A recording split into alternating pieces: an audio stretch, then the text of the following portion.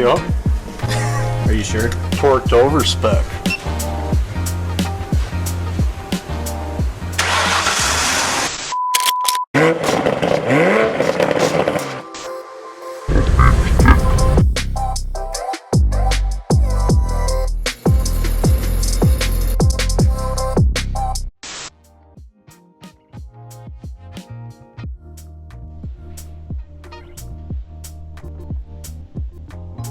Hey, what's going on, guys? We're going to take you along just for a shop day today. We got a customer's FJ behind me. This one, honestly, is probably the best setup FJ that I've personally seen. It's manual transmission, which was pretty rare to find in these things. Makes it so much more enjoyable to drive. My mom has an FJ Cruiser similar to this. Hers is an automatic and mostly stock. This one, very tasteful mods. I really like a lot of what's going on in here. We'll talk about why it's here in a second. Let's just take a look at this thing. It's pretty cool.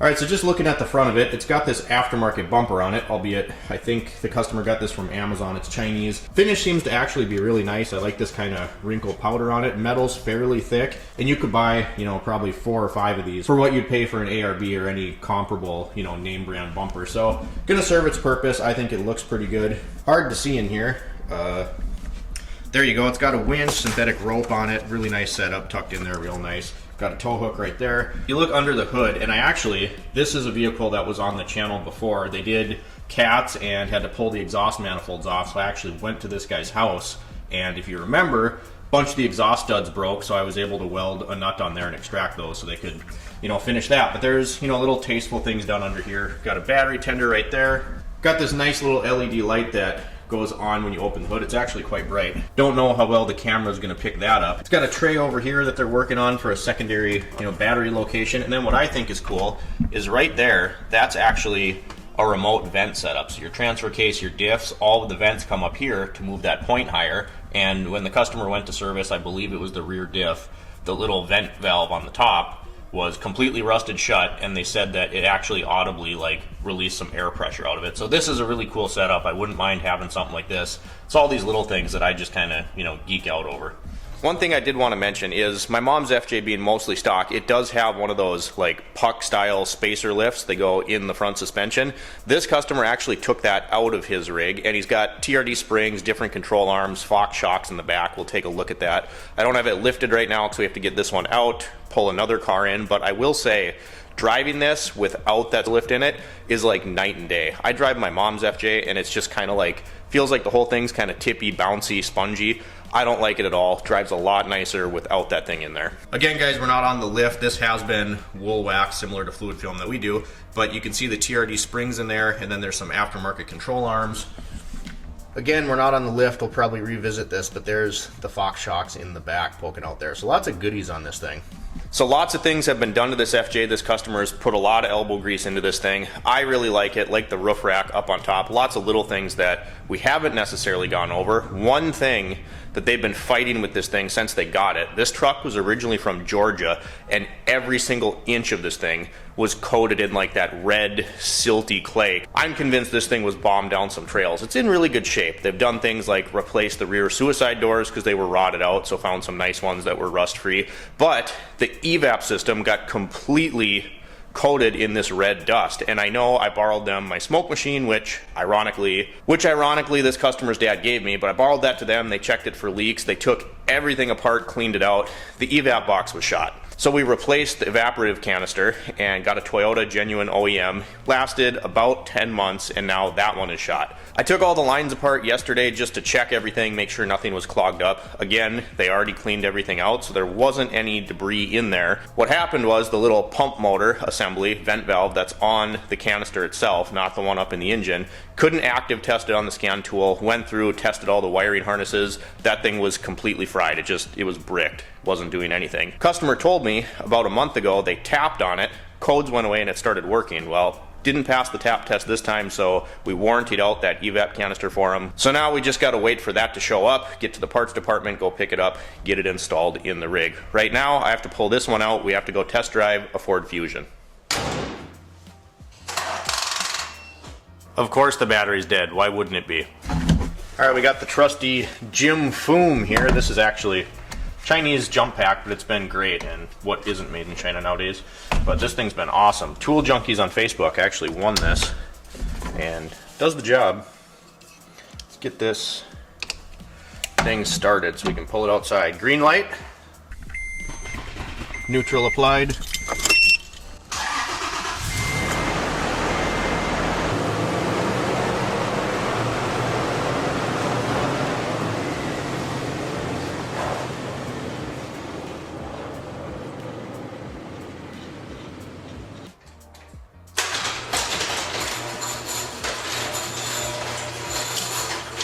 Alright, so this is our Ford Fusion in question. We're going to go test drive this. I did want to show you this fast. So here's our Acura, which looks nice. That is the state of her right now. We'll get into that in a different video.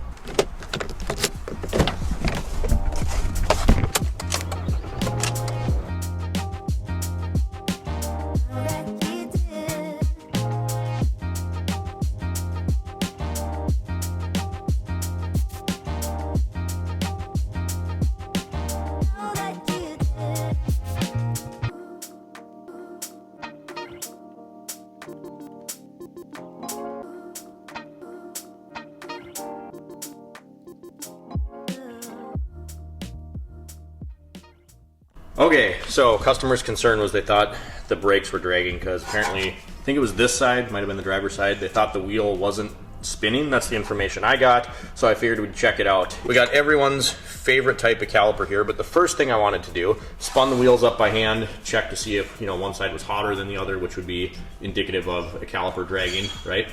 I didn't see anything like that with this. This is everyone's favorite type of caliper we'll get to in a second. You can't just push this one back, you gotta use a special tool. I'm not gonna be able to get this camera back here so that you can see this other side, so I'm gonna insert a picture of this side of what the back of the rotor looked like. You can see that right there. Doesn't look like the pads were making contact at all. So the first thing I did was take this apart, make sure that these slide pins weren't seized, make sure that the pads were moving freely on this caliper bracket.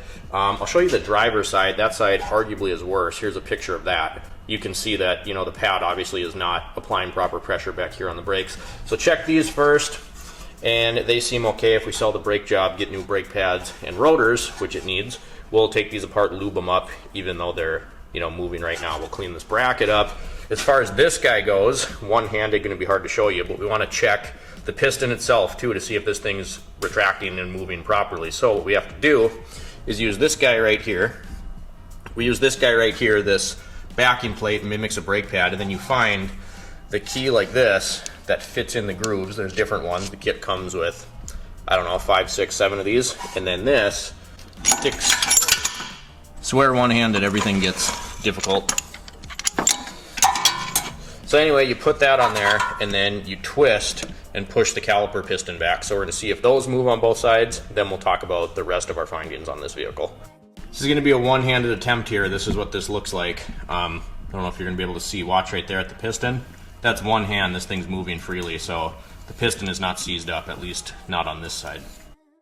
Okay, update. And this did seem a little weird to me because, if this is free and this is free and the piston's moving, and then I was able to take the pads out with this little pocket pry bar here, so they weren't necessarily seized in here. It's like, why is this, why is it not making contact here? There's got to be something going on. Well, don't know if the light's going to pick this up super well. Let's move this guy down here. Can you see that? You can see how that boot is a little bit blown up. It's kind of wrinkly on the other side. That's brake fluid sitting in there, so this thing's going to need at least this caliper. We're going to go check the other side, but that would make sense. Not applying proper pressure, again, didn't really make sense because that moved freely. Everything's moving. Pads weren't stuck. That is our problem. All right, so other side brake, so driver's side.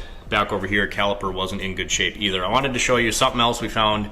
We have various oil leaks under here. Clean those up, see if we can determine exactly what's leaking. At the end of the day, oil's cheap, so a lot of times people have these higher mileage, older cars, they'll, they might elect to just let that be. But we're gonna check out this dog mount here, this motor mount, transmission mount in the back of the car. If I grab the wheel, that thing is moving back and forth. Grab a pry bar quick. Again, we're looking at this mount here, get this in here. that thing, the rubber is completely shot on the inside of there. That thing's bouncing around. We'll check the one up top. I want to show a few things on the top side of the vehicle, and we'll get her quoted out. All right, so looking up top here, customer wants an oil change as well. We did go ahead and check the brake fluid, and I remember now a week ago when the customer made this appointment that they said they had to fill the brake fluid, which makes sense with what we found with the caliper. You know, and I'm not trying to dog on Ford too much, but I kind of am. I just think this is kind of a weird design if you didn't know. So the water pump is actually on this side of the engine. It's chilling down there. This is a pulley ran off the camshaft, and they almost always leak oil out of here. But it's got this separate little belt over here.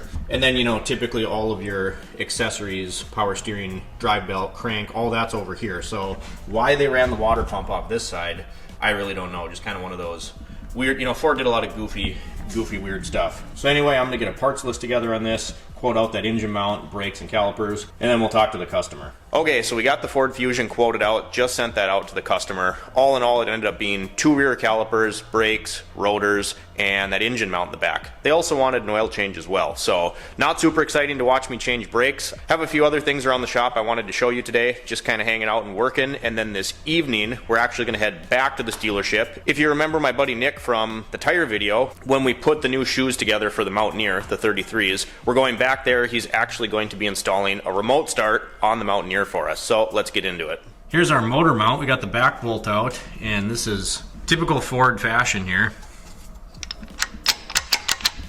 Hitting into the exhaust. This is dumb. You see that there? Yeah, that thing was, I mean, look at this. That was shot. Now we can move on. Last thing here before we move on, see, it's exactly what I was talking about. This is the driver's side making almost zero contact on that rotor, and this is the passenger side. Very similar, but making contact kind of down towards the bottom side. So I'm gonna get this put back together, we'll move on. All right, so this has to do more with the Mountaineer again. This is our very budget-friendly stick welder setup. I bought this guy off an old coworker for, I think it was like $60, right? And it's just a little 110 stick welder, and it serves its purpose, max about 90 amps. So we come over here onto the mess of the welding table, and with this thing, keep in mind we're using these tiny little 6013 rods. Is about all that thing will push. But this is my idea here for the spare tire carrier on the Mountaineer. We talked about this a little in the last video. I have this thing for making things myself, and I don't know, I kind of get off on it, and it'd be easy to buy this stuff, but I like figuring stuff out for myself. So this is my idea for the latch. See if I can get this one-handed here. So it goes like this, spring-loaded latch, and all I did was weld these nuts that are obviously bigger than this bolt to this base plate, put a spring in there. There's a couple of reasons here that I drilled through and jam nutted this versus, you know, people are like, why wouldn't you weld that on, or why wouldn't you thread it? Well, a couple things.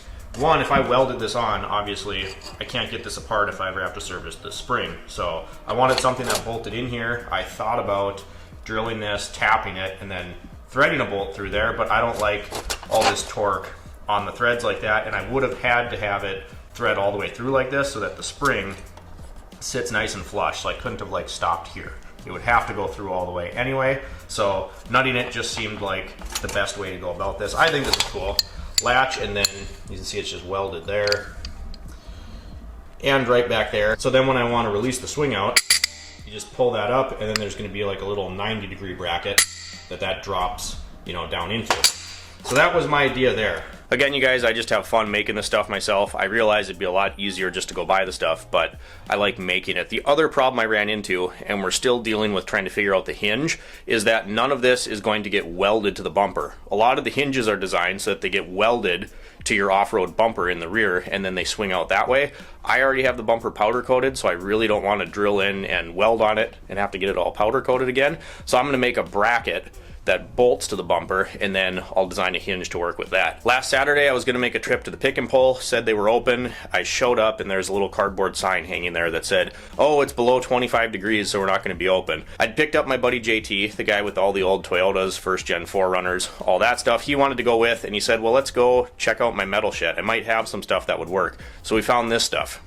And what this actually is this is an old bed extender. So this would get hitch mounted, and it was 90 down there, would go in your hitch. I like that it's already all boxed up, so that'll work pretty well. Obviously we have to clean it up. Again, I just like making this stuff. You know, it's just what I like to do. But this will get mounted something like this, and then we'll have pieces this way. I don't know. It's going to get its whole own video, but this metal should be really good for that.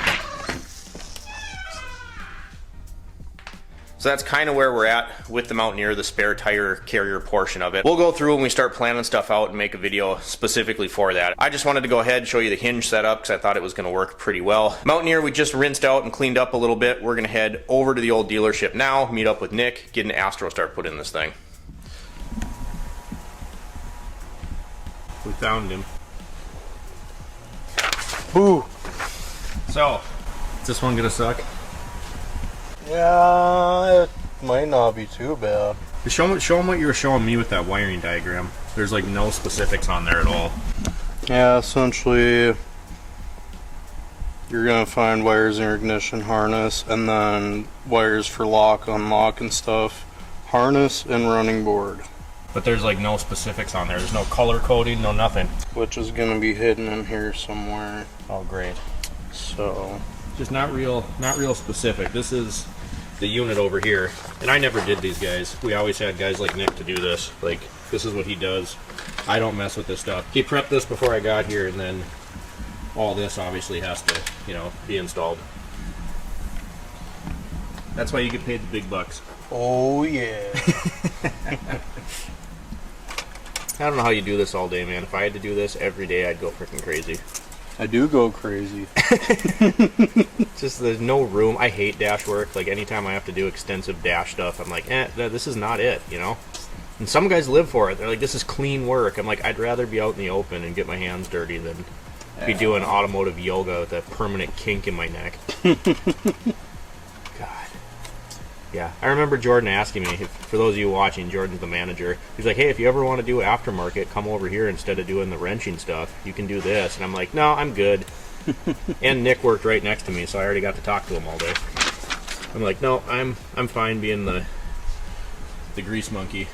Probably the oldest thing I've put a remote start in. Think so? But it's not.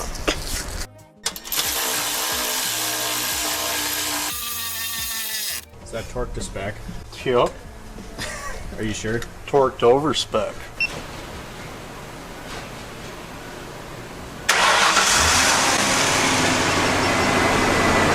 got her! Man of the hour. It only took, what, like 4 hours? Yep. Alright guys, I'm starving. I'm sure Nick's hungry. Sammy probably has to go outside, so I'm gonna wrap this video up. Hope you enjoyed today's video. Just come along on this little project and hang out at the shop. If you enjoyed today's video, drop me a comment down below. Like and subscribe if you have not already. And as always, thanks for watching. We'll catch you next time.